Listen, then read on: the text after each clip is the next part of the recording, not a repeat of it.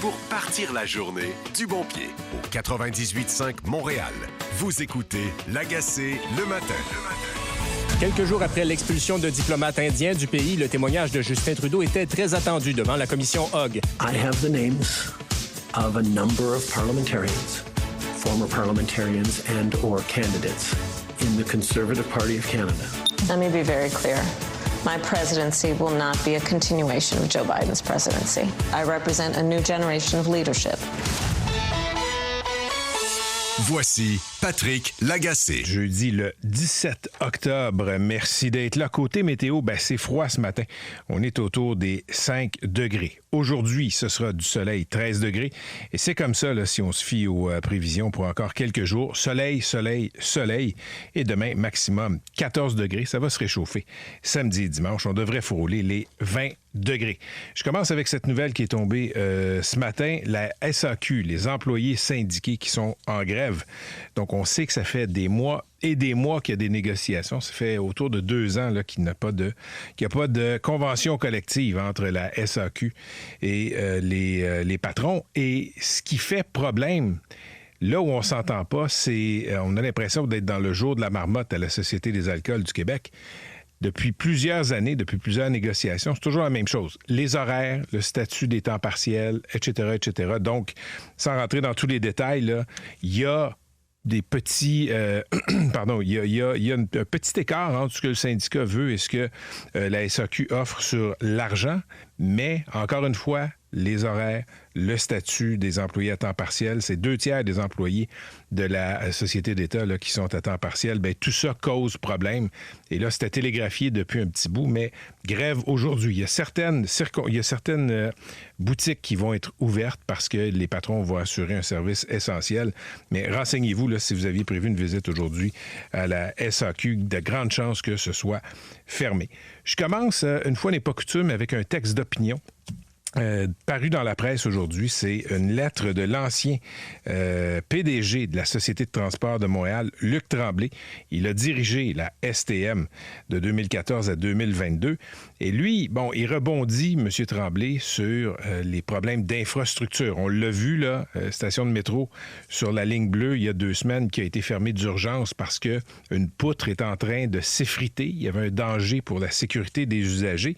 Et ça pose toute la question de ce qu'on appelle le déficit de maintien des actifs. C'est le DMA, là, c'est un terme accepté dans ce domaine-là. Et ce que M. Tremblay dit, c'est oui, il y a des problèmes de financement, mais il y a des choix aussi qui ont été faits par le politique. Et lui, il dit, écoutez, au conseil d'administration, ce sont des élus qui sont là, et il y a des choix politiques.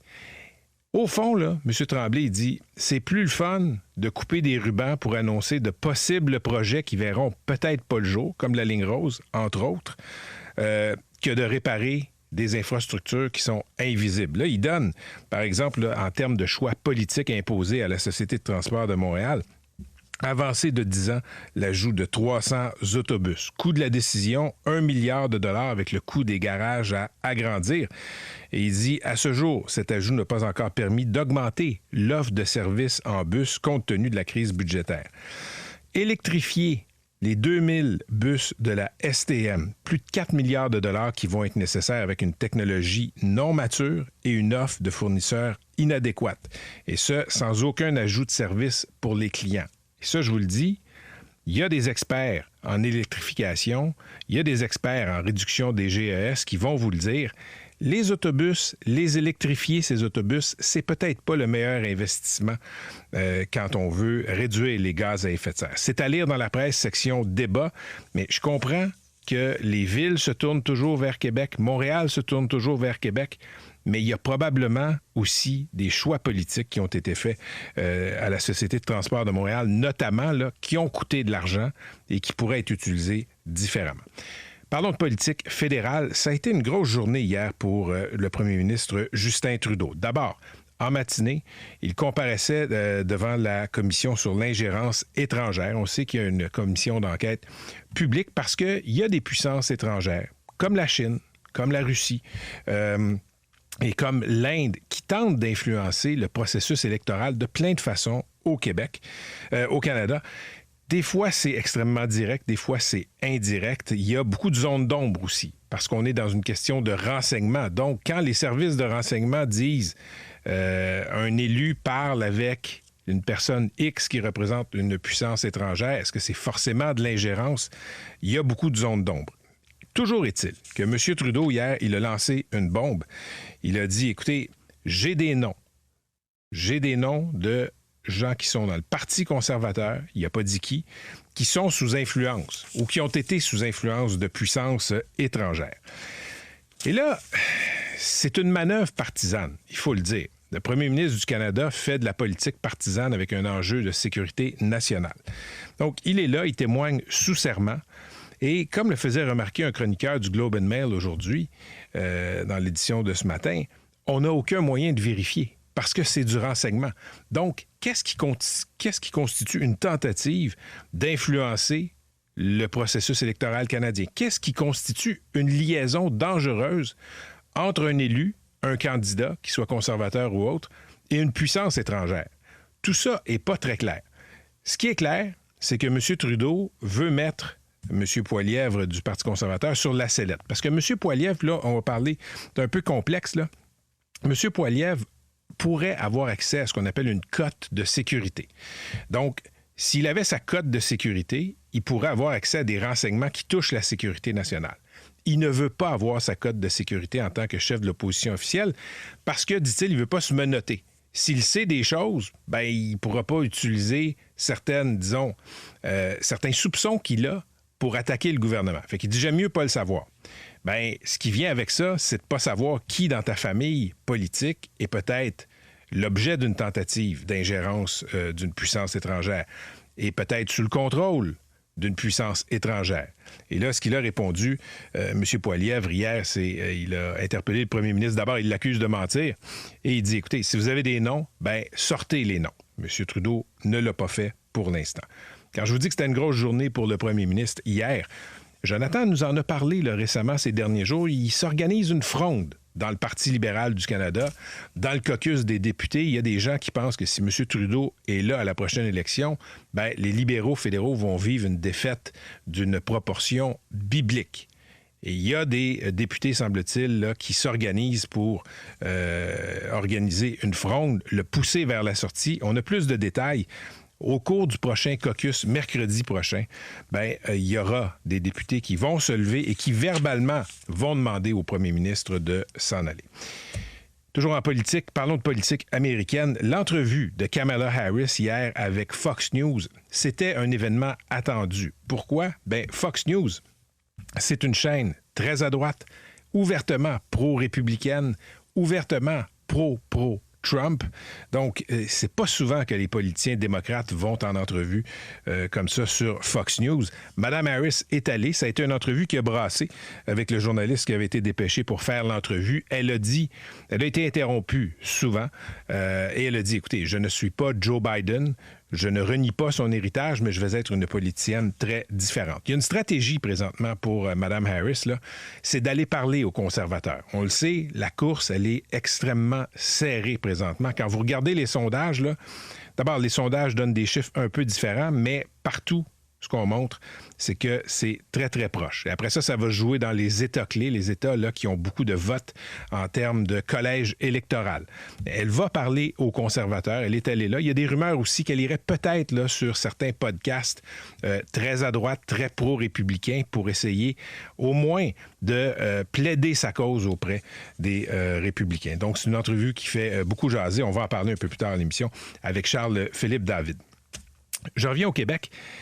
Je vous en ai parlé il y a quelques jours. Il y a cette idée de l'Institut national d'excellence en santé et en services sociaux qui circule dans les officines du gouvernement. Et c'est l'objet de discussions entre le gouvernement et la Fédération des médecins omnipraticiens du Québec, donc la Fédération des médecins des médecins de famille. Ce qu'on suggère à l'INES, c'est de dire, écoutez, les Québécois qui sont en bonne santé, les Québécois qui sont jeunes, qui n'ont pas de problèmes de diabète, des problèmes de cancer, des problèmes de sclérose en plaques, des problèmes de toutes sortes, ils n'ont pas vraiment besoin d'un médecin de famille qui leur est attitré. On devrait déplacer des médecins de famille vers des Québécois qui ont des maladies chroniques. Donc, si vous avez du diabète, problème cardiaque, si vous avez eu un cancer, etc., vous auriez un médecin de famille en particulier. Je vous l'ai dit la semaine passée, ça va hurler si on fait ça. Parce que, au simple point de vue là, de l'épidémiologie, au simple point de vue de la science, c'est probablement une bonne idée. Mais on n'organise pas des humains comme on organise l'achat d'imprimantes ou de papier pour un ministère. Si vous avez un médecin de famille présentement, vous savez à quel point c'est précieux. Vous savez que quand vous avez un pépin de famille, un pépin de santé, vous pouvez appeler à la clinique, pas tout le temps, mais souvent, avoir un rendez-vous. Peut-être des fois c'est une consultation téléphonique, des fois c'est juste de renouveler une prescription au téléphone. Bien, si vous le perdez, vous allez hurler. Et si vous êtes des milliers et des centaines de milliers à perdre votre médecin de famille, vous allez vraiment hurler. Et dans Le Devoir, aujourd'hui, il y a 2 papiers d'opinion, chronique de Michel David là-dessus, et édito aussi du Devoir là-dessus, où on dit, écoutez, peut-être une bien belle idée comme ça, en théorie, mais ça va hurler énormément. Et Michel David rappelle la fameuse promesse de la CAQ avant d'arriver au pouvoir. Vous allez tous avoir, chers Québécois, un médecin quand on va être élu. On sait que cette promesse-là ne s'est pas concrétisée. Parlons des mises en chantier. On le sait, il y a un immense problème de logement au Québec, au Canada aussi. Si vous avez vécu l'époque à Montréal où vous pouvez changer d'appartement facilement, même dans les banlieues, vous savez que cette époque-là est terminée. Les logements sont de moins en moins nombreux, de plus en plus chers. Même chose pour les condos, même chose pour les maisons unifamiliales. Et c'est un problème qui fait... Tout le monde reconnaît le problème. Le gouvernement caquiste a mis un peu de temps à décréter que c'était un gros problème. Maintenant, ils sont dans le bateau. Tout le monde comprend ça. Le fédéral le sait, les villes le savent, le provincial le sait. Et autour de vous, là, vous le savez, il y a plein de gens qui cherchent des logements, qui veulent acheter une maison, que ce soit une nouvelle maison, un nouveau condo, rentrer dans le marché, c'est extrêmement difficile. On a reçu des statistiques, communiqué de presse de l'Association des professionnels de la construction et de l'habitation du Québec, l'APCHQ. On penserait qu'il y a urgence nationale. Non, les mises en chantier ont baissé de 10 %. Sincèrement, il va falloir qu'on sorte la tête du sable sur le logement, qu'on fasse une grande corvée, qu'on dépoussière des règlements, qu'on y ait de mesures fiscales, d'incitatifs pour construire. Parce que ne pas avoir un parc immobilier qui est, disons, à la hauteur des besoins des gens, que ce soit dans le logement, que ce soit dans le résidentiel, c'est un problème qui en cause beaucoup d'autres. Si vous avez 25 ans, 26 ans, 27 ans, vous voulez rentrer dans le marché. Acheter une propriété, c'est une bonne façon de se bâtir du patrimoine puis de devenir plus autonome financièrement. C'est bon pour la société. Aujourd'hui, m'excuse là, à moins que vous soyez millionnaire, à moins que vous ayez beaucoup d'aide de vos parents, c'est extrêmement difficile à ces âges-là d'entrer dans le marché. Après ça, si vous devez payer une fortune pour un logement, pour un loyer, ça aussi, c'est un boulet financier. Il y a tout plein de problèmes sociaux. Vous êtes une personne qui vit de la violence conjugale, vous êtes une femme qui vit de la violence conjugale, partir, c'est encore plus difficile, etc., etc., etc. Donc, je suis surpris de voir que nos mises en chantier sont extrêmement faibles. C'est un problème. Vous savez, quand on était en pandémie, on va faire un parallèle. Au début de la pandémie, là, on regardait les chiffres monter. Les infections, les gens qui sont à l'hôpital, les décès, les gens qui sont aux soins intensifs. On regardait ça, là, puis il y avait une urgence. On ne voulait pas que les hôpitaux débordent et pètent. Je ne dis pas qu'on doit avoir la même urgence pour ce qui est des mises en chantier, mais les statistiques de mise en chantier, là, ça devrait être à une des journaux. Les politiciens devraient se faire poser des questions. Comment ça se fait que c'est aussi faible que ça? Il y a un problème national qui en cause plein d'autres.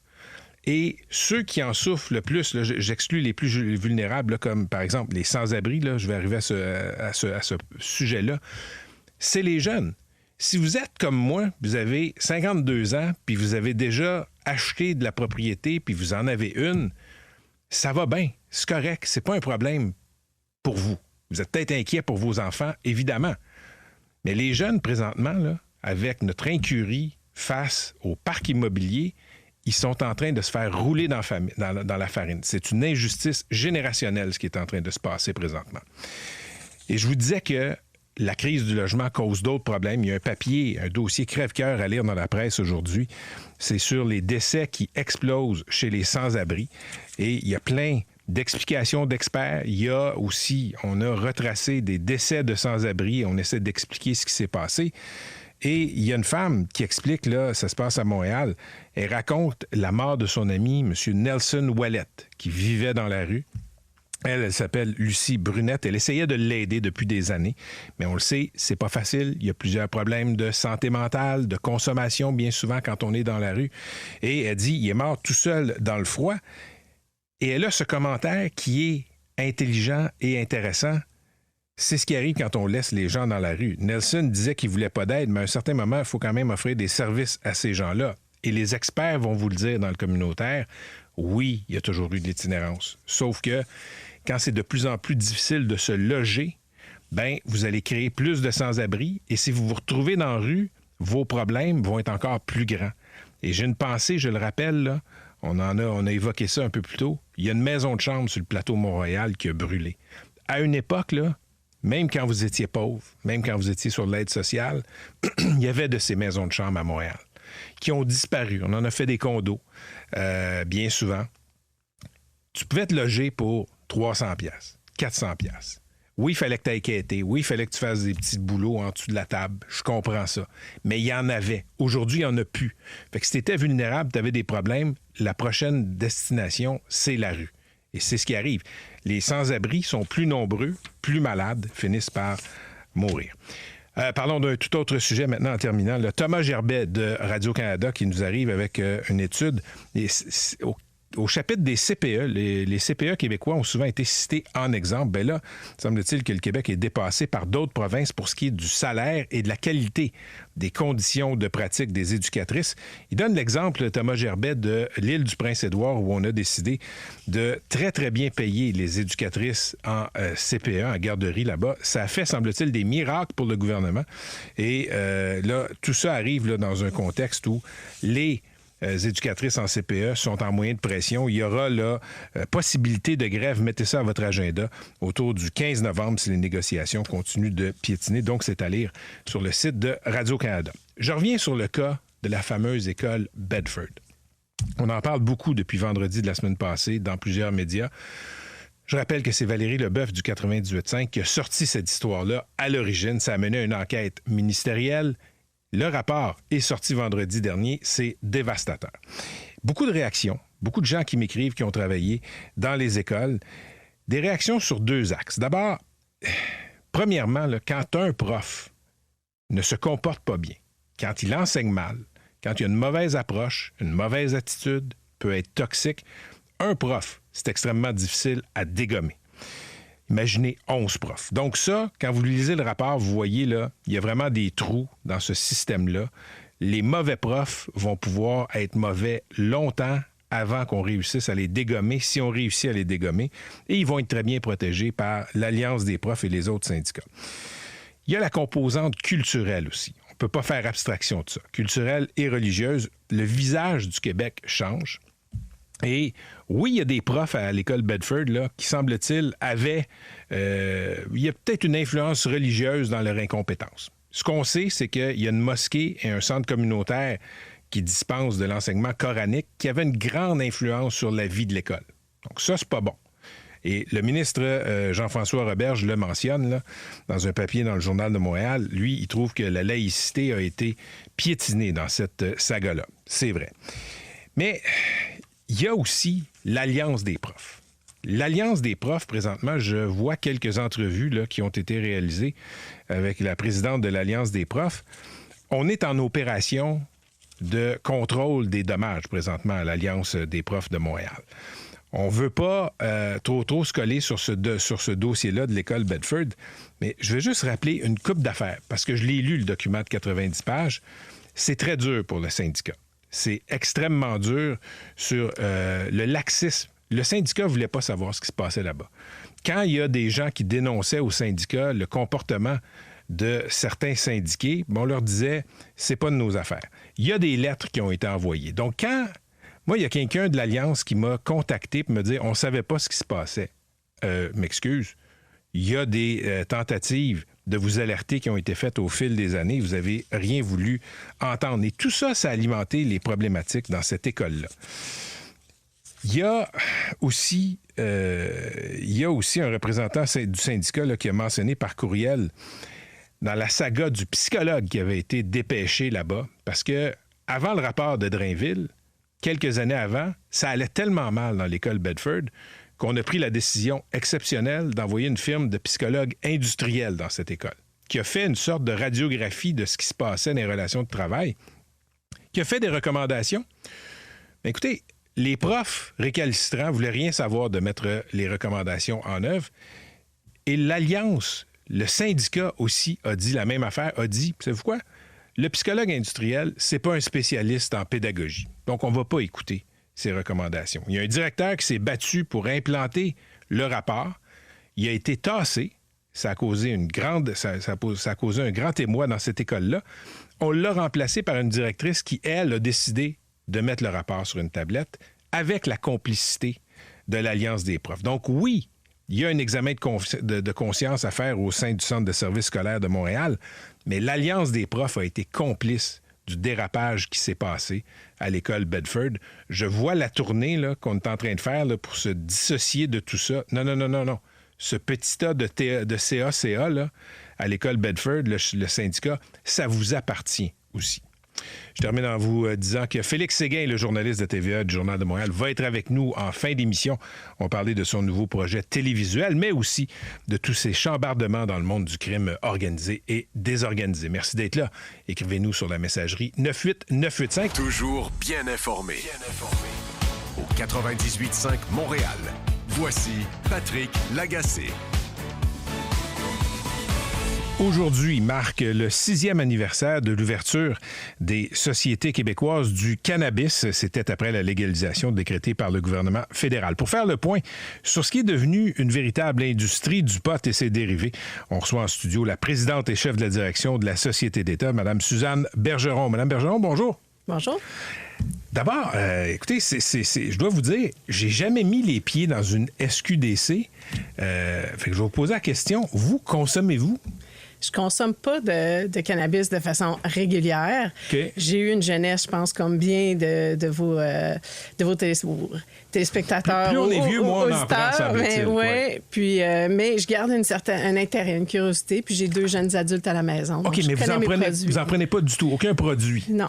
Mon Dieu, c'est comme si le président de la Société des alcools du Québec buvait pas de vin.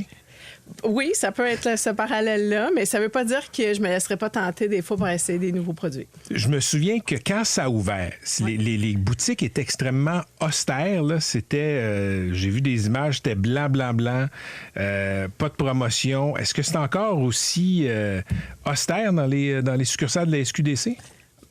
Si je vous remets dans le contexte, c'est quand les magasins ont ouvert, là, il fallait ouvrir à une certaine vitesse. Là, entre la légalisation puis la journée d'aujourd'hui, il y a eu peu de temps pour monter le modèle, ouvrir des magasins. Donc, ça s'est fait vite, puis il fallait se trouver des locaux. Hein. On n'était pas nécessairement à l'époque bienvenus partout non plus. Donc, il y a un modèle qui a été ouvert, qui a ouvert les premiers 12 magasins qui existent encore.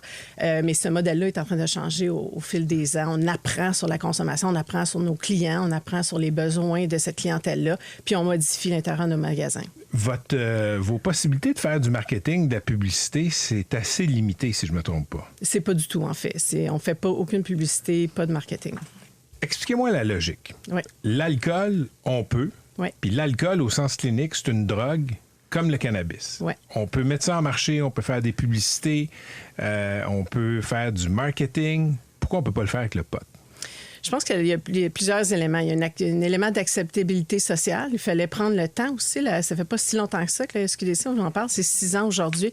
Il y a une acceptabilité sociale qui est liée à ce produit-là, qui a d'ailleurs beaucoup évolué. On est passé de moins de 20 au moment de la légalisation. Aujourd'hui, on parle que les Québécois, à plus de 80 sont d'accord avec le principe de la SQDC. Puis, il n'y a pas beaucoup de recherche non plus qui est disponible sur les effets à long terme, sur le cannabis. Donc, je pense que la prudence, dans bien des cas, est de mise. Ce qui est important, c'est que les gens savent qu'on existe. On fait partie du tissu social québécois maintenant. Puis on est une option à faible risque là, pour les consommateurs. Vous avez combien de boutiques? Aujourd'hui, on en a 100. Puis il y en avait combien au début? On a ouvert à 12 boutiques. OK. Puis on est allé graduellement. Oui. Est-ce que c'est vrai qu'il y a certaines boutiques où ça fonctionne moins bien, on est obligé de les fermer? On a eu un magasin qu'on a fait ce constat-là. En fait, c'est l'un dans les premiers magasins qui a été ouvert dans un local qui n'était pas nécessairement adapté à nos besoins. Il y a d'autres succursales avec l'expansion qui se sont ouverts autour. Puis il venait évident pour nous à ce moment-là que ce magasin-là avait plus raison d'être. J'ai fait un peu... L'équipe a fait un peu de recherche pour préparer l'entrevue. Puis là, je me disais, bon, les personnes qui dirigent les sociétés d'État... une fois par année, vont en commission parlementaire. Il faut poser des questions par les députés de l'Assemblée nationale. Là, j'ai cherché votre comparution. Ça a été assez vite. Racontez-moi. Bien, ça s'est passé... très belle première expérience pour moi, très belle expérience, bel apprentissage, mais j'ai eu, je pense que ça a duré une dizaine de secondes, donc contente de savoir qu'il n'y avait pas d'enjeu au niveau de la SQDC. Parce que vous avez comparu avec le président de la Société des alcools du Québec. Oui. Lui s'est fait poser beaucoup de questions. Oui. Pas vous. Non. Une question, je pense. Oui. Je pense que c'est parce qu'un député se sentait mal que vous n'aviez pas de questions, Mme Bergeron. Là. Mais comment se fait que la SQDC suscite aussi peu de questions des parlementaires? Bien, j'ose croire que, puis je le vis au quotidien, là, dans mon travail, là, on remplit notre mission, on fait ce qu'on nous a demandé de faire. Je comprends, là, mais la SAQ aussi. Oui. Mais la SAQ se fait poser plein de questions. Bien, la SAQ a ses propres défis, puis Jacques a fait ce qu'il avait à faire cette journée-là. De notre côté, nos enjeux sont différents. On a des similitudes, mais on a des grandes différences. Puis je pense qu'aujourd'hui, il n'y a pas d'enjeux qui viennent sur la place publique qui méritent ce questionnement-là. Il faut croire du côté des parlementaires. C'est quoi les ventes de la SQDC annuellement? Aujourd'hui, on va dépasser le 700 millions. Puis la ristourne que vous donnez au gouvernement, c'est? On en retourne au total, incluant les taxes d'assises, là, pour le Québec, autour de 260 millions. Puis on a un 70 millions pour le fédéral. OK. Je l'ai dit tantôt, je ne suis pas consommateur, puis je dis pas ça pour... je pense que j'ai touché à ça dans ma vie 10 fois, en incluant quand c'était illégal, puis j'étais ado, là. Mais... il y a quelque chose qui bug beaucoup de parents, puis c'est de penser que les ados qui n'ont pas 21 ans, eux, sont obligés d'aller sur le marché noir. Votre point de vue là-dessus, Mme Bergeron, comme présidente de la SQDC, là, est-ce que c'est une bonne chose socialement, là, 6 ans après l'ouverture des premières succursales, là, qu'on envoie encore les jeunes s'apprivoiser dans la rue en cannabis?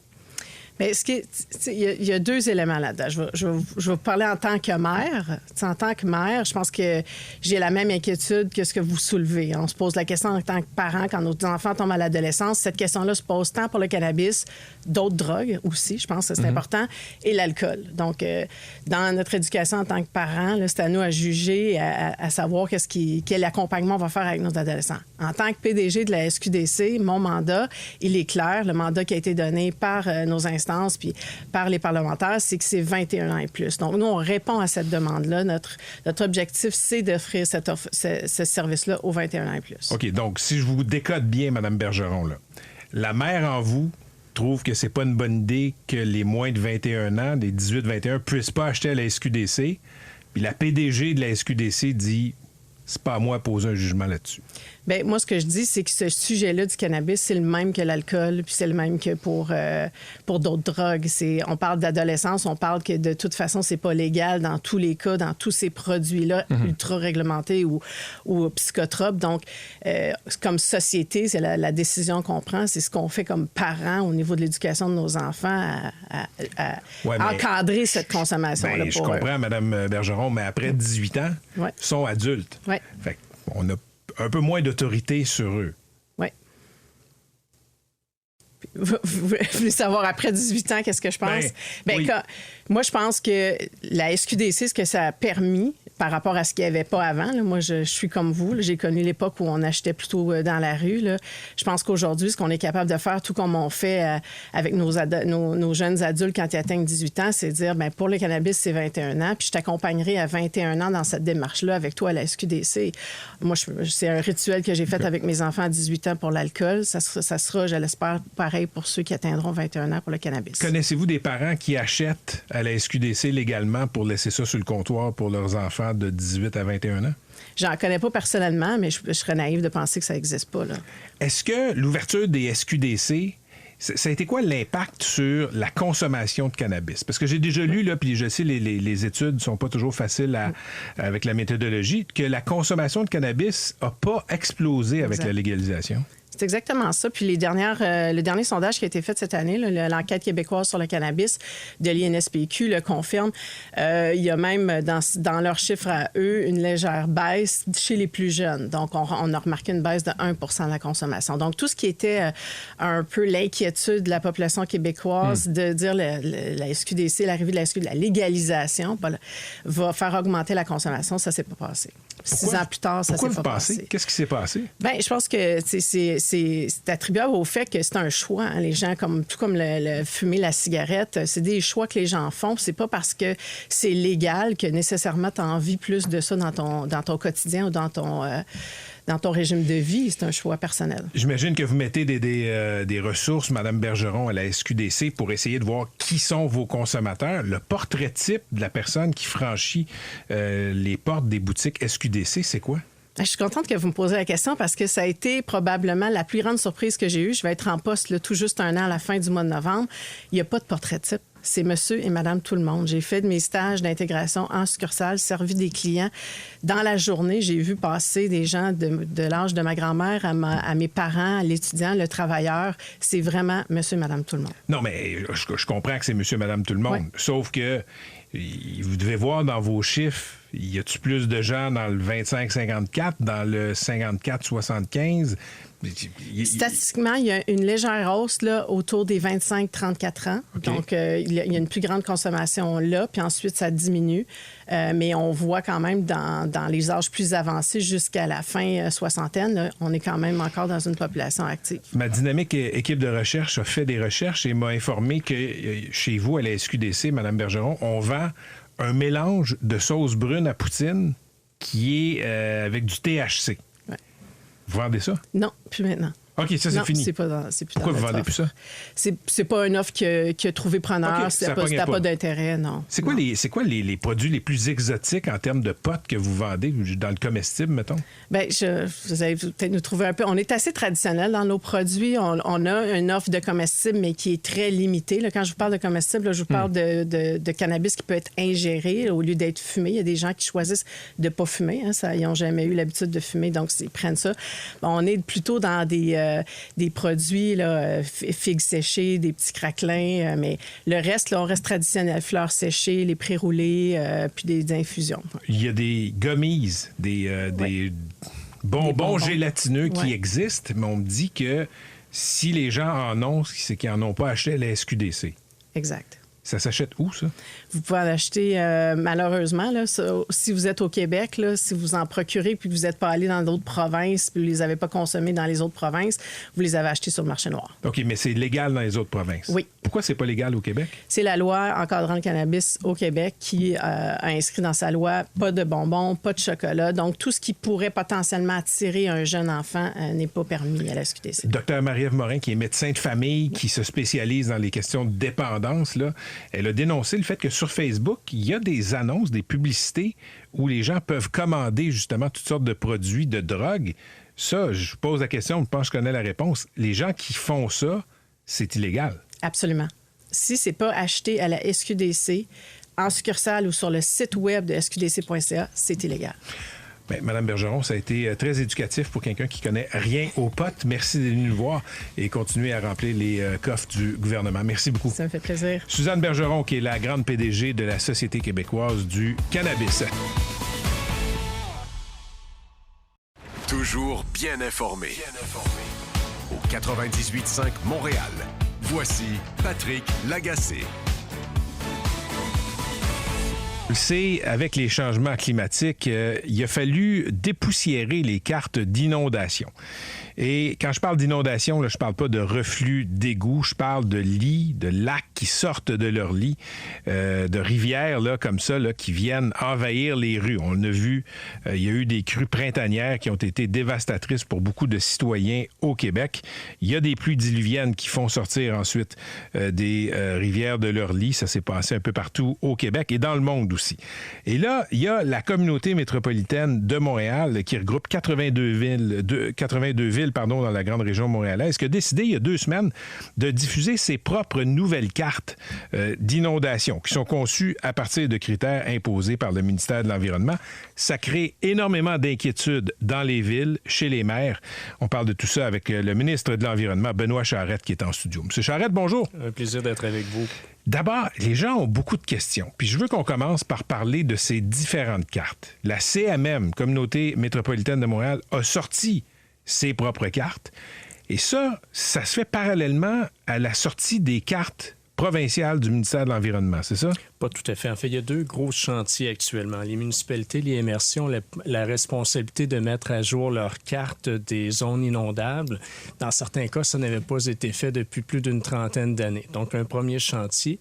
Le deuxième chantier, c'est la mise à jour de la réglementation sur le risque associé aux zones inondables. Actuellement, si on ne faisait pas de changement, on serait ou on ne serait pas en zone inondable. On vient introduire maintenant des niveaux de risque pour que les citoyens, citoyennes soient informés du risque auquel ils sont exposés en habitant à telle ou telle enseigne. Mais ce qui a été sorti par la communauté métropolitaine de Montréal, là, c'est basé sur les nouveaux critères du ministère de l'Environnement.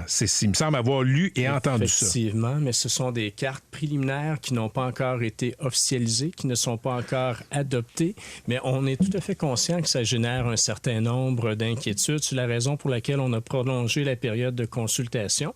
Officiellement, se termine aujourd'hui, mais avec la possibilité là, pour les maires et mairesses qui n'ont pas encore déposé leur mémoire là, de le faire au cours des prochains jours, mais rien n'est adopté. Autant les cartes que la réglementation sont en consultation actuellement et devraient être adoptées là, au cours des prochains mois. Là, Monsieur le ministre, là, je vous le dis, je suis un peu mêlé. OK? Il y a les cartes qui ont été sorties par la CMM. Vous me dites qu'il y a encore des consultations. Là, je me mets à la place des citoyens là, de Vaudreuil-Dorion, par exemple, qui se disent « Coudonc, je peux-tu encore assurer ma maison? Si je fais des rénaux, est-ce que je vais avoir le permis? Si j'ai un feu, est-ce que je peux reconstruire? » À qui on s'adresse pour avoir des réponses maintenant? Ce sont toutes des questions qui sont pertinentes. C'est la raison pour laquelle il y a plusieurs séances d'information qui se sont tenues auprès des maires et mairesses, des webinaires aussi accessibles pour les citoyens et citoyennes, mais on est en période de consultation. Le but premier de ces 2 grands chantiers-là, c'est protéger les citoyens et citoyennes. Vous l'avez mentionné, malheureusement, avec les changements climatiques, ce sont des phénomènes qui vont survenir avec une plus grande intensité, une plus grande fréquence au cours des prochaines années. Donc, le but premier, là, c'est réellement un but de protection du public et des biens, mais selon le degré de risque auquel on est associé en habitant à telle adresse, on pourra, dans certains cas, reconstruire sans problème en cas de sinistre. Dans d'autres secteurs, on ne pourra plus développer, et c'est important, c'est un aspect fondamental de la réforme. Il y a des secteurs que les municipalités aimeraient développer, qu'on ne pourra plus développer parce que on sait dorénavant qu'ils sont à fort risque d'inondation. OK. Vous êtes d'accord avec moi que c'est un peu complexe, là? C'est excessivement complexe. C'est la raison pour laquelle la période de consultation est la plus longue tenue par le ministère de l'Environnement. On est à 4 mois de consultation actuellement, avec la possibilité de prolonger au cours des prochains jours, des prochaines semaines pour les municipalités qui n'ont pas encore déposé leur mémoire. Mais si on est encore en consultation, M. Charette, comment vous expliquez que la CMM, la Communauté métropolitaine de Montréal, a sorti ses nouvelles cartes? Comme je vous le mentionnais, ce sont 2 chantiers différents. Il y a le chantier réglementaire, il y a le chantier des cartes. Les cartes sont de la responsabilité des municipalités et des communautés métropolitaines. Et la carte qui a été publiée il y a quelques jours à peine, elle n'est pas officielle. C'est pas une carte qui est officielle, mais qui donne une indication des secteurs plus vulnérables aux inondations. Parce que là, on a révisé quels secteurs sont devenus plus vulnérables aux inondations, mais les gens qui se retrouvent soudainement en zone très inondable puis qui n'ont jamais eu d'inondation, En fait, il y a 4 on leur niveaux dit de quoi? risque. Les gens qui sont en zone à très haut risque d'inondation, ce sont des gens qui ont déjà été inondés par le passé. Comme je vous le mentionnais, ce sont des cartes, en certains cas, qui n'avaient pas été mises à jour depuis 30 ans. La connaissance scientifique s'est passablement développée depuis. L'expérience des dernières années nous a aussi démontré la vulnérabilité de ces territoires-là. Mais dans certains cas, à faible risque, certaines personnes n'ont jamais été inondées. Mais on sait qu'au cours des prochaines années, elles risquent de l'être compte tenu de l'évolution du domaine hydrique en lien avec les changements climatiques. Il y a le maire de Vaudreuil-Dorion, Guy Pilon, qui a beaucoup intervenu là, depuis la publication des nouvelles cartes de la CMM. On lui a demandé, avez-vous des interrogations? Il nous est revenu avec quelques questions. Et lui, ce qu'il demande, là, il dit, les gens découvrent maintenant qu'il y a des gens qui sont en zone rouge. Lui, il dit, le maire, le côté humain a été ignoré. Il pose la question, il va arriver quoi avec nos assurances? Avez-vous une réponse pour lui? Oui, et comme je le mentionnais, les compagnies d'assurance ont des données et des cartes du domaine hydrique sans doute plus à jour que celles des municipalités du gouvernement du Québec. Donc, les compagnies d'assurance n'ont pas besoin de cette transformation-là pour se gouverner. On sait au cours des prochaines années, des prochaines décennies, le milieu de l'assurance à la grandeur du continent et de la planète sera bouleversé par l'impact de ces changements-là. Donc, le milieu des assurances, nonobstant la réforme québécoise, est déjà en train de revoir ses pratiques. C'est la même chose au niveau des hypothèques qui peuvent être renouvelées ou les nouvelles hypothèques qui pourraient être contractées. Ce qu'il faut savoir, par contre, la réglementation en lien avec les zones inondables date d'une quarantaine d'années au Québec. Donc, depuis une quarantaine d'années, il y a des milliers et des milliers de propriétés qui sont en zone inondable. On va en ajouter d'autres, mais on en a plusieurs déjà qui le sont. Et ce sont des maisons qui ont été, dans certains cas, construites, revendues, réhypothéquées. Donc, être en zone inondable ne signifie pas une perte de valeur de cette propriété-là. Cependant, en fait, la perte de valeur peut venir du fait que les assureurs voudront plus assurer et les banques voudront plus donner d'hypothèques. Et ça, c'est complètement indépendant de la réforme qui est en cours actuellement. Comme je vous dis, nous, c'est un système réglementaire qui est en place depuis une quarantaine d'années qui n'a pas empêché la vente et la revente de propriétés. Mais le milieu des assurances, compte tenu du risque qui va s'accroître au cours des prochaines années, est à revoir ses approches, mais pas uniquement au Québec, à la grandeur du pays et à la grandeur de la planète, devrais-je dire. Donc, votre but comme gouvernement, en révisant ces cartes-là, ultimement, c'est quoi? C'est de protéger les gens. Pour que les gens puissent savoir le niveau de risque auquel ils sont confrontés en habitant à telle adresse et faire en sorte qu'on ne développe plus dans des secteurs que l'on sait vulnérables. Et c'est pas un reproche aux municipalités, c'est des informations, une connaissance qui s'est développée au cours des dernières années. On a développé par le passé dans des zones à risque. On veut éviter de faire courir ce risque-là de nouveau à de nouveaux citoyens.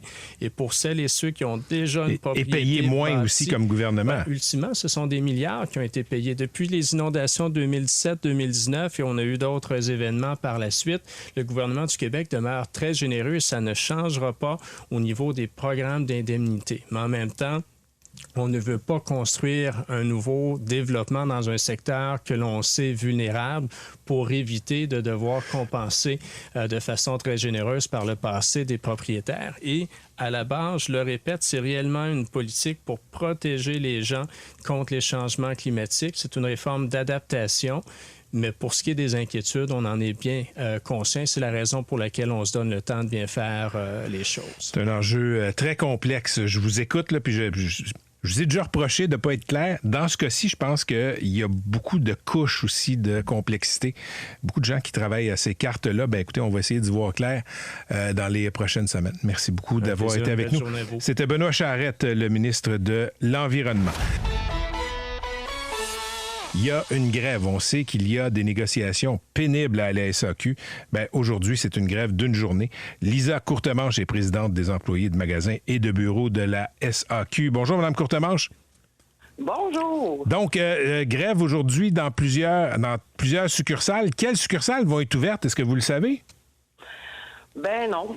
Ça, je vais laisser à mon employeur l'occasion de vous échanger son plan de contingence. Mais nous, aujourd'hui, on est en grève. OK, vous êtes en grève. Combien d'employés sont en grève? 5 000. Donc, piquetage devant les succursales de la SAQ? Exactement. À la dernière fois que vous avez fait du piquetage, il y a combien de succursales qui étaient ouvertes? Si je ne m'abuse, là, c'était une trentaine. Fait que là, on verra ce que l'employeur fait pour aujourd'hui. Mais là, ce qui nous préoccupe, nous, aujourd'hui, c'est de délier, là, en fait, la négociation. En fait, ce n'est pas unilatéral, une négociation. C'est ça qu'on veut rappeler aujourd'hui. Ça fait combien de temps que la convention collective est venue à échéance? En fait, elle a été issue depuis mars 2023. OK, donc 1 an et demi. Exactement. Puis on négocie depuis janvier 2023. Il me semble, je lisais là, vos récriminations, vos demandes, Mme Courtemanche. J'ai l'impression de revenir en 2004, il me semble, là, il y a 20 ans. C'était la même chose. Le statut des employés à temps partiel, les horaires, c'est encore ça le problème. C'est encore ça qui achoppe. Exactement. En fait, quand il y a 70 de l'entreprise fonctionne avec des employés à temps partiel et que ça l'augmente au lieu de diminuer, bien, c'est sûr qu'on est encore dans le même problème que la précarité d'emploi persiste toujours. Mais pourquoi on ne peut pas avoir des postes à temps plein plus nombreux? Bien, en fait, c'est le droit de gestion de l'employeur de vouloir maintenir ça à son plus bas. Fait que pour nous, c'est hors de... C'est déraisonnable, là, en fait, que 70 des collègues sont à temps partiel. Fait que pour nous, ça passe par augmenter un plancher d'emploi sécurisé, un plancher d'emploi au lieu de faire des abolitions. Fait que voilà. Chaque fois que je fais des entrevues, des commentaires sur les difficiles relations de travail à la Société des alcools du Québec, Mme Courtemanche, là, il y a des gens qui m'écrivent, puis je vous présente ces arguments-là, là, qui m'écrivent pour me dire, écoute, les employés de détail chez Walmart, chez Home Depot sont payés beaucoup moins cher que ceux de la SAQ, ils ne devraient pas se plaindre. Qu'est-ce qu'on répond à ça? Bien, en fait, au lieu de vouloir niveler les gens par en bas, nous, on voudrait tenir la main à tout le monde et les niveler par en haut. Fait que moi, ces discours-là, ben, je prête pas foi à ça, là. Fait que voilà. Ça réglera pas les problèmes du monde que de faire niveler les travailleurs par en bas, là. Peu importe où ce qu'on travaille. Très bien. Là, si je comprends bien, c'est une grève d'une journée. Demain, les succursales vont être ouvertes. Il y a négociation demain. Fait que tout est possible, mais nous, on rentre au travail demain matin. Fait qu'on rentre de bonne foi demain matin, puis on verra comment ça se comportera à table de négociation, là. OK. Est-ce que je me trompe? Dernière question. Ou des fois, quand on va dans certaines succursales ces jours-ci, il y a moins de stock sur les tablettes. Est-ce qu'il y a un lien avec les négociations? Non, parce que en fait, le réapprovisionnement là, des succursales, c'est un autre syndicat qui s'en occupe. Présentement, c'est des décisions de l'employeur de faire, en tout cas, des difficultés avec sa chaîne d'approvisionnement. Bien, merci d'avoir été avec nous, Mme Courtemanche. Bonne journée. Ça fait plaisir. Au revoir. C'était Lisa Courtemanche, présidente des employés de magasins et de bureaux de la Société des alcools.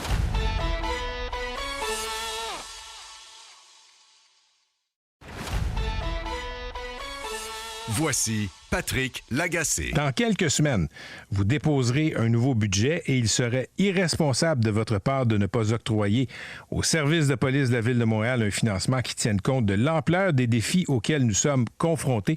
C'est un extrait d'une lettre qui a été envoyée à la mairesse Valérie Plante par Yves Franqueur, le président de la Fraternité des policiers et policières de Montréal. Cette lettre a paru dans la presse aujourd'hui. Le président de la Fraternité est avec nous. Monsieur Franqueur, bonjour. Bon matin, Monsieur Lagacé. Donc, vous avez envoyé cette lettre-là. Est-ce que vous pensez que le SPVM est sous-financé présentement? Tout à fait. Écoutez, les exemples sont nombreux. Ça craque de partout présentement. On a perdu le contrôle dans le village. On a perdu le contrôle. Gay, ouais. Oui. On a perdu le contrôle dans le quartier chinois. On a perdu le contrôle dans le métro. On a perdu le contrôle en sécurité routière et on est en train de perdre le contrôle avec les gangs criminels violents, les gangs de rue. OK. Donc, on va décortiquer tout ça, là, un sujet par sujet. D'abord, quand vous dites on a perdu le contrôle, oui. Selon vous, c'est lié, au trop peu d'effectifs policiers, tout ce que vous me décrivez là? On est toujours en réaction, puis effectivement, c'est pas du corporatisme. La ministre de la Sécurité publique, Mme Guilbeault, en juin 2022, a débloqué 45 millions par année à Montréal pour augmenter le nombre de policiers de 450. Mais je pensais que le recrutement allait bien. Il me semblait avoir entendu ça. Le recrutement va pas bien. L'objectif du service de police, c'est de finir l'année à 4714 policiers. Et présentement, on est à peu près à 4500. Et ce qu'on vit depuis 5 ans, c'est du temps supplémentaire obligatoire, des équipements qui ne sont pas remplacés. Hier, dans une unité importante, j'avais un sergent et 6 policiers à se tourner les pouces parce qu'il n'y avait pas de véhicule pour eux, parce que la ville a sans cesse repoussé l'achat des véhicules. Et ils ont retiré entre 40 et 50 véhicules de la route au printemps pour en commander d'urgence 100 qui devaient rentrer à partir d'octobre, puis là, c'est repoussé à décembre. OK. Il y a des policiers qui devraient être sur la route puis qui sont dans le poste de quartier? C'est fréquent. C'est fréquent, de 2 à 3 fois par semaine, dans toutes les unités, particulièrement les unités visibles, c'est-à-dire les véhicules de patrouille. Oui. Hier, dans une unité que je nommerai pas, il y avait un sergent et 6 policiers à se tourner les pouces parce qu'il n'y avait pas de véhicule pour patrouiller, pour intervenir. Puis nous, ce qui nous inquiète, Montréal, c'est 403 000 appels par année au 911, dont 20 000 de priorité 1 et 2, c'est-à-dire où la vie et la sécurité des gens sont en danger. Fait que là, on dit... Wake up, réveillez-vous à l'hôtel de ville. Nous, on fait des récriminations au service de police, mais on vous en donne une meilleure. On est obligé de faire une plainte à la CSST parce que nos gens du GTI, du SWAT, devaient pousser de leurs mains un robot démineur de bombes parce qu'il ne fonctionnait plus. Présentement, on a réussi à en emprunter un à la GRC d'Ottawa en attendant que la ville en achète un. Ça coûte combien un robot comme ça? C'est 400 ou 500 000. C'est bon longtemps, mais ce qu'on a, c'est complètement désuet depuis une dizaine d'années.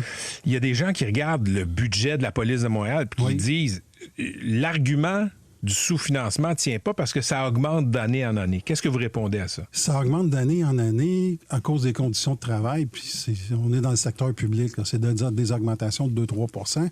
Mais les équipements ne sont pas remplacés. Présentement, là, aux enquêtes, là, on a entre 800 et 1000 enquêteurs au SPVM. On s'entend que la plupart des crimes aujourd'hui passent par un téléphone intelligent. OK? Oui. Au crime techno, on a 12 ou 15 personnes. Un enquêteur de centre opérationnel, c'est impossible présentement d'avoir l'information dans un téléphone. C'est juste les unités spécialisées qui sont capables. Les plaintes en matière d'agression sexuelle, les pauvres femmes qui se plaignent d'agression sexuelle, se découragent et abandonnent tellement le traitement des dossiers est long. Ça fait pas de sens. Et là, on a 2 victimes innocentes, une dame d'une 40aine d'années, sa fille de 7 ans. On est dans l'incendie criminel dans l'incendie criminel. Et il n'y a pas d'annonce, il n'y a pas de plan d'action. La mairesse ne sort pas. Les gangs criminels prennent le dessus et je le répète, on est toujours en réaction. Trouvez-vous que la ville est moins sécuritaire qu'elle l'était il y a 1 an, il y a 5 ans? C'est certain. On a fait faire un sondage léger, puis le sentiment de sécurité s'effrite à Montréal. La majorité des citoyens considèrent que la ville est moins sécuritaire qu'il y a 5 ans. Mais je reviens à votre argument du manque de... Pas le manque de financement, mais le manque d'effectifs. OK? Oui. Il y a comme un écart de 200 policiers entre ce qu'on a maintenant et ce qu'on souhaiterait, c'est ça? Pour la fin de l'année. Pour la fin de l'année. Mais l'objectif, c'est 4 900. Puis là, on est à combien? 4 500. OK. Donc, ça prendrait idéalement... D'ici la fin de l'année, par rapport aux objectifs du SPVM, il en manque 200. OK. Mais 200 répartis sur 2 quarts de travail ou 3 quarts de travail. 29 postes de quartier. Mais il me semble que c'est pas beaucoup. Même si on en avait 200 de plus, on ne réglerait pas tous les problèmes. Bien, c'est parce qu'il faut en rajouter aux enquêtes aussi. Quand les citoyens se plaignent, je le répète, 403 000 appels au 911 par année, des enquêtes de plus en plus longues et complexes. La criminalité bouge beaucoup. Présentement, ce sont les gangs de rue. Même nos gangs de rue, notre gang de rue le plus violent à Montréal présentement. Lequel? Qui va faire le STL. Dans Saint-Léonard. Dans Saint-Léonard, qui va s'impliquer dans une guerre de gangs dans l'est du Québec, Saguenay-Lévis. Si la police de Montréal avait plus de moyens, plus d'effectifs aussi, ça changerait quoi dans la lutte au crime désorganisé? Bien, on serait beaucoup plus efficace. Si on avait plus de personnel, oui, le crime est désorganisé. Oui, il y a plusieurs petits chefs au lieu d'un grand chef, comme c'était le cas auparavant. Mais les petits chefs, on pourrait les attaquer, on pourrait les travailler. Là, présentement, on est toujours en réaction. Puis tous les effectifs sont mis sur la violence par arme à feu et des dossiers comme les agressions sexuelles. Oui, ça a baissé un petit peu, mais il ne faut pas relâcher, OK, je vous amène sur un autre terrain, M. Franqueur. Là, vous êtes le président du syndicat des policiers de la Ville de Montréal. Il y a cette décision du tribunal qui a maintenu, qui a décrété que le service de police, et la Ville de Montréal est responsable de ça, là, financièrement, avait fait du profilage racial, que c'était une contravention aux droits fondamentaux de plusieurs Montréalais. Ça pose la question de l'utilisation du profilage racial. Comment vous avez réagi à cette décision-là? Bien, très déçu parce qu'en partant, l'étude sur laquelle est basé le jugement, nous, on considère que les chercheurs étaient biaisés. Quand tu commences une étude avec la prémisse que les policiers sont racistes, et hier, je regardais le rapport annuel de la Ligue des droits et libertés, et les plaintes pour discrimination sont beaucoup plus dans le logement et dans l'emploi qu'au niveau de la sécurité publique. Mais regardez, on peut contester le rapport, là, puis je sais sur quel rapport vous vous basez, là, qui montrait que les personnes noires, autochtones, arabes, etc., étaient plus interpellées que les Blancs. Sauf que quand on parle à des personnes de ces communautés-là, c'est assez régulier qu'on se fait arrêter pour pas trop de bonnes raisons. Vous savez, la ligne est très mince entre le profilage criminel et le profilage racial. C'est quoi la différence? La différence, c'est que un exemple de profilage criminel, nos policiers aperçoivent des individus, peu importe la couleur de leur peau dans un véhicule, et voient un feu défectueux à l'arrière et n'arrêteraient pas habituellement, mais les gens leur semblent louches. Ils interviennent dans quel objectif? Dans un objectif de renseignement criminel pour aller voir c'est qui les individus à l'intérieur, tenter d'identifier les individus et par la suite, si un crime est commis, ça nous permet de référer, de savoir que ces individus-là étaient dans un secteur précis. Et le profilage racial, on n'est pas d'accord avec ça, nous, c'est que nos policiers arrêteraient tout à fait pour rien. Sans objectif, sans infraction, un individu ou une personne de couleur. Mais quand vous dites nos policiers voient des gens qui leur semblent louches, c'est vaste, ça. Ils leur semblent louches. Oui, mais c'est basé sur nos enseignements comme policiers. L'âge des individus. Tu sais, un criminel, il ne faut pas se le cacher. Là, les criminologues vont le dire, c'est entre 18 et 40 ans. Fait que oui, on va intercepter plus de personnes de 18 et 40 ans. Mais tu sais, il y a un jugement, là. Mais moi, ce que je tiens à dire aussi, puis on n'est pas parfait. Ça, c'est certain. On est le reflet de la société. Même l'étude que je citais le dit. Il n'y a pas de différence significative entre les interpellations initiées par les policiers et les interpellations qui proviennent de citoyens via le 911. Il n'y a pas de différence marquée. C'est à peu près la même chose quand ça vient du citoyen qu'à l'initiative du policier. Puis l'autre chose, les policiers de Montréal font 1,5 million d'interventions par année sur le territoire. Vous savez combien est-ce qu'il y a d'auditions, de citations en déontologie policière par année? Bon an, mal an, ça tourne autour de 20. 20 auditions en déontologie pour 1,5 million d'interventions. Oui, on peut s'améliorer. Oui, on est ouvert à une meilleure formation. Oui, il devrait y en avoir, mais c'est pas vrai que les policiers et policières sont tous des racistes. Merci, M. Franqueur, d'être venu nous parler. On va suivre ça avec intérêt. Donc, allez aujourd'hui dans la presse.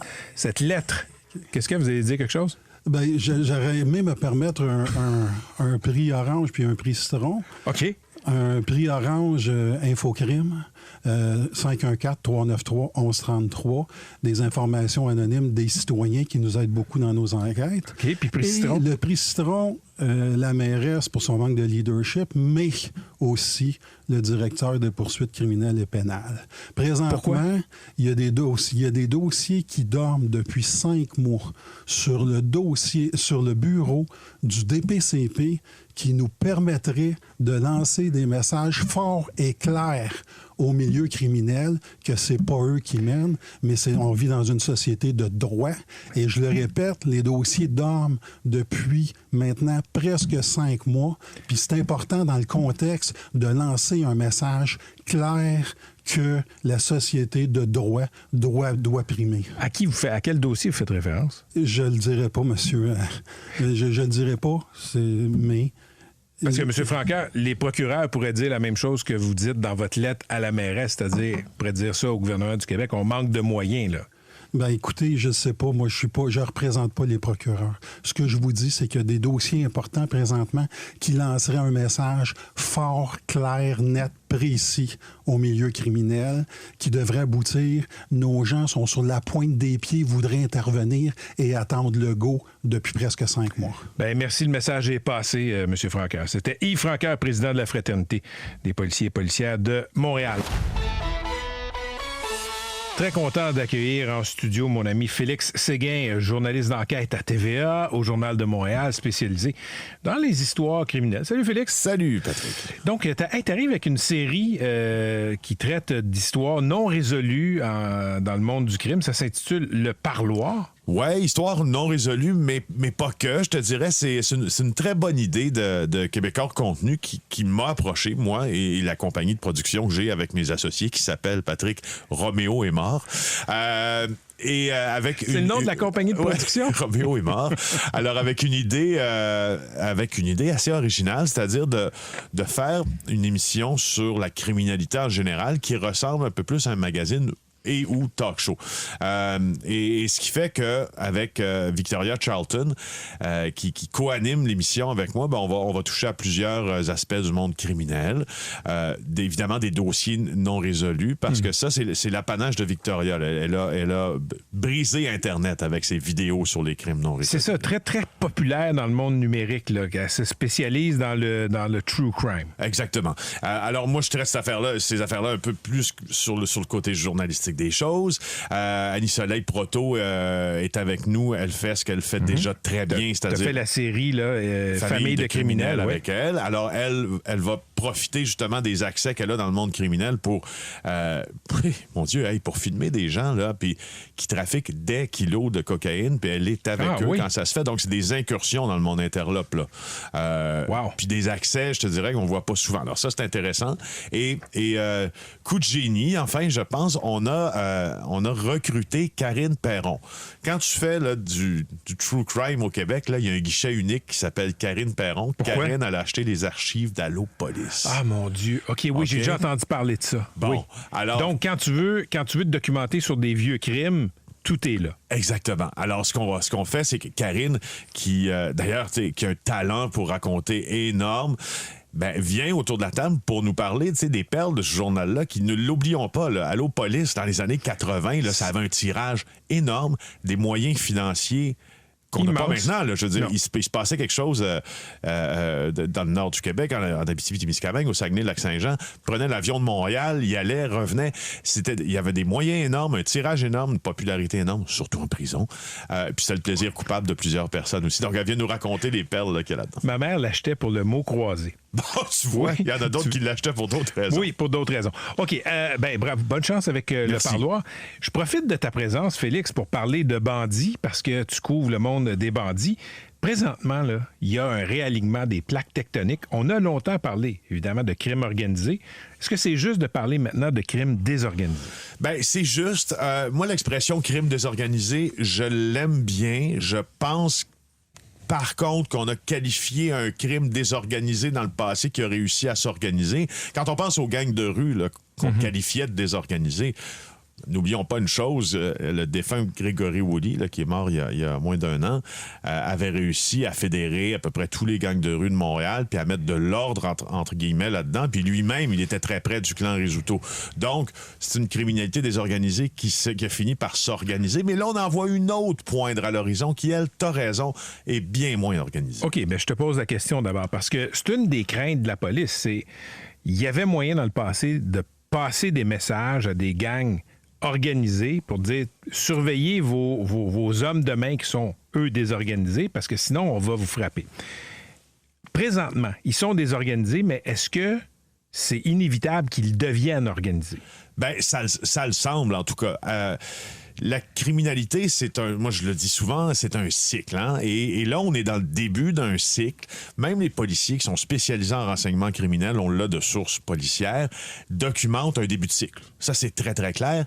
Où les joueurs que tu voyais avant, c'est-à-dire la mafia, donc ce qu'on appelle le COTI, le crime organisé traditionnel italien, les bandes de motards hors la loi, donc Hells Angels principalement au Québec, et les gangs de rue qui sont ici depuis longtemps, ben ils se font tasser, entre guillemets, au profit d'une criminalité beaucoup plus jeune qui n'opère pas sur les mêmes modèles que celle qu'on est habitué de voir à Montréal.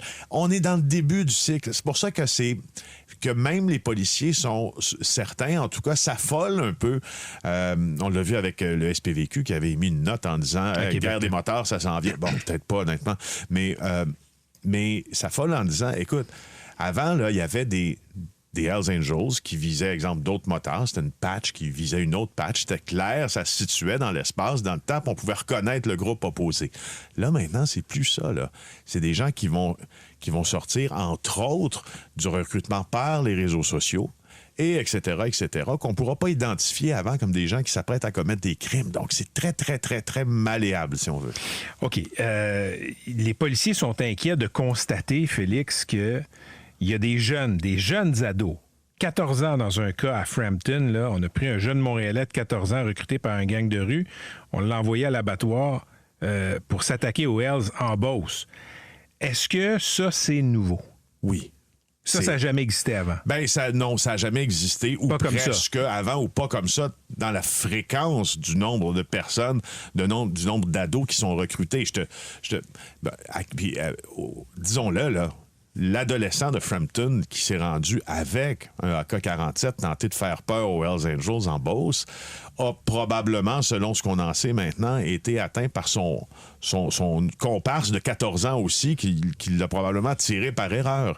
Ce sont des jeunes qui sont aussi recrutés parfois dans les centres jeunesse. Moi, j'ai parlé à 5 parents au cours de la dernière année, de ces 5 parents-là qui avaient vu leur fils être happé dans ce monde criminel. 3 provenaient et avaient été recrutés en centre jeunesse, ce qui complique énormément les enquêtes policières aussi. Tu me parlais tantôt des centres jeunesse avant qu'on se quitte et des jeunes qui sont de plus en plus jeunes recrutés pour faire des crimes d'adultes. En centre jeunesse, là, est-ce qu'ils sont à l'abri de la police? Un peu, parce qu'il y a dans les plans d'intervention de plusieurs jeunes, des intervenants justement qui décident un peu, et ça nous a été rapporté dans un cas, quand la police pourra venir, ou si elle pourra venir voir un jeune qui est soupçonné d'avoir trempé dans tel ou tel crime. T'imagines la barrière énorme que c'est pour les policiers? Alors oui, à ta question, oui, ça arrive. On va rester sur le phénomène de ces jeunes-là qui sont recrutés parfois 13, 14 ans. Ça inquiète des parents. Il y a eu une manifestation dans un parc de Saint-Léonard de parents maghrébins, d'origine maghrébine, il y a 3 semaines. Le modèle criminel, l'exemple criminel, avant, pour toi et moi qui avons 50 ans autour, là, cette génération-là de jeunes, il y a 40 ans, c'était les Hells Angels, c'était la police. Aujourd'hui, ça doit plus être sexy pour les jeunes. Ben, le modèle est un peu cassé selon les informateurs dans le monde criminel et policier que l'on a pour une raison fort simple. Il y a une question générationnelle là-dedans. En fait, beaucoup des jeunes qui sont recrutés présentement par, appelons-le les indépendants, là, sont recrutés par les médias sociaux. Alors, ce qu'on va leur demander, c'est, allez, on a tel crime à aller commettre, soit un passage à tabac, un incendie criminel, un événement de coup de feu. Alors, tu vas aller faire ci et ça. Tu vas prendre une photo de la personne que tu as passé à tabac. Tu vas nous l'envoyer. OK, on demande une preuve. Oui, on demande une preuve. On demande une photo. Tu nous envoies une photo. On va considérer à ce moment-là que le job est fait. On va te payer. Mais dans ce grand ensemble-là, il y a justement les applications de communication, les réseaux sociaux et l'image qui est renvoyée aux jeunes de la criminalité actuelle. Et c'est beaucoup plus séduisant, rapporte ces mêmes sources pour ces jeunes-là, de régler leur pas sur ceux qui montrent sur les réseaux sociaux, je sais pas moi, les filles, les guns, l'argent, que sur des Hells Angels qui vont faire des randonnées en moto au début puis à la fin de l'année puis qui ont 60 ans plus ou 65 ans plus, pas en grande shape, tu comprends? Oui. Juste te dire, quand même, les Hells Angels, en termes de membership, est l'organisation criminelle la plus puissante au monde. Donnons-les pas pour morts, bien sûr, mais c'est ça, il y a une question de génération. Tu vois, depuis quelques années, les policiers disaient l'influence des réseaux sociaux. Puis moi, je me disais, tu sais, il y a 20 ans, 25 ans, il y avait l'influence de certains gangsters, comme un lien entre un certain rap et du crime, par exemple. Je me dis, ça a toujours existé. C'est quoi la différence? Puis là, j'ai compris la différence. C'est un peu comme le phénomène des influenceurs pour, je sais pas moi, la culture physique, pour le maquillage. Il y a ce lien direct qui est beaucoup plus chaleureux que de regarder un vidéoclip, de regarder un film. Là, tu peux quasiment communiquer avec n'importe qui de nos jours, dont des bandits. Mais c'est parce que tu joues dans le film aussi maintenant, par les réseaux sociaux. Oui. C'est ça, mais ce que tu dis, c'est vrai. J'ajoute au fait que tu joues dans le film. Il y a une tentative de meurtre qui est survenue dans le quartier Saint-Michel il y a un peu plus de 2 ans. Le premier réflexe de celui qui en a été victime, c'est de publier ce qui venait de se passer, la tentative de meurtre dont il a été victime. Il a été atteint par balle. Là, de se filmer, donc, et de publier sur les médias sociaux avant d'appeler la police. Alors, constat d'une époque. Non, mais avant, on n'aurait jamais vu ça. Ben, c'est ça. Parce que c'était pas disponible, puis c'était pas dans les mœurs, puis dans les us et coutumes de la criminalité organisée non plus. Est-ce que ça aide la police, cette époque où tout le monde se filme, tout le monde se photographie? Oui, un peu. Et ça les apprentis criminels, ils pensent très peu, mais je veux dire, ils laissent des indices, ils laissent des pistes et des pistes et des pistes et des traînées de preuves sur les médias sociaux et sur les applications encryptées qui sont parfois moins encryptées qu'on pense. Félix Séguin, je te laisse pas partir avant qu'on parle de Frédéric Silva. Frédéric Silva, ça a été un tueur à gages embauché par toutes sortes de grands groupes criminels, les Italiens, les Hells Angels, etc. Il a été arrêté, il est en train de se mettre à table. C'est présenté ce qu'il va aider comme enquête là, comme quelque chose d'immense. Il va faire arrêter plein de monde. Les gens dans le monde criminel le savent. Toi, tu trouves que l'impact de ces arrestations sera pas si grand que ça? C'est même pas moi qui le pense, c'est les policiers qui le pensent. Parce qu'au fond, Frédéric Silva, qui a confessé, là, au total, une 60aine de meurtres et tentatives de meurtre, il semble, commis pour le compte, tu l'as dit, Hells Angels, Mafia, qui veut bien le payer, mais surtout ce groupe-là, a fait trembler le monde du crime organisé depuis maintenant 2 ans. Sauf que les gens qui étaient visés et qui sont toujours visés par les enquêtes impliquant les révélations de Frédéric Silva, eux-mêmes sont en perte d'influence en raison de tout ce qu'on vient de se mentionner. Alors, les policiers travaillent, souvent le crime organisé, ils empruntent l'expression en anglais, en disruption, donc en tentant d'interrompre, de perturber un phénomène en cours. Bien, il est déjà perturbé, le phénomène en cours, mais pas par la police, par les autres criminels qui tentent de prendre du terrain sur ceux qui étaient là avant eux. La société, les policiers seraient plus aidés si ce Frédéric Silva avait beaucoup d'informations sur le crime désorganisé, dans le fond. Justement. Alors, mais c'est pas rien de le dire. Une enquête qui devient... C'est toujours une enquête pour plein de meurtres premier degré, là. Ne se trompons pas. Mais les joueurs qu'ils visent deviennent un peu obsolètes parce que, il y en a d'autres qui ont pris leur place. Donc, on va pas perturber grand-chose, sinon que quelques cellules. Félix, je veux t'entendre sur la question des prisons. Parce que là, ce qu'on constate, c'est qu'il y a des cellulaires qui se faufilent en prison par drone. Et ça permet à des caïds qui ont été arrêtés, emprisonnés parfois pour de nombreuses années, de continuer à vaquer à leurs affaires, commander des meurtres, faire des transactions de l'intérieur des murs. Est-ce que ça se fait rendre une prison étanche? Non. Ça se fait... Non, c'est impossible pour plusieurs raisons. Regarde, ça fait combien de temps qu'on parle des livraisons par drone dans les prisons du Québec? Une dizaine d'années, peut-être? Une dizaine d'années, 10-15 ans. Regarde ce qui s'est passé entre le 1er avril 2023 et le 31 mars 2024. Donc, sur 1 an, là, l'an passé, il y a eu 1028 observations de drones au-dessus des prisons du Québec. Pas du fédéral, juste des prisons québécoises. Même pas les grosses prisons fédérales. Non, même pas les grosses prisons québécoises. 675 fois, ces drones-là ont réussi à livrer des colis. Qu'est-ce qu'il y a dans les colis? Évidemment, des portables. Et dans 540 cas, on a saisi le colis. Bref, le taux de récupération des colis, c'est à peu près 80 % dans les prisons du Québec. Tu as de 20 % qui passent.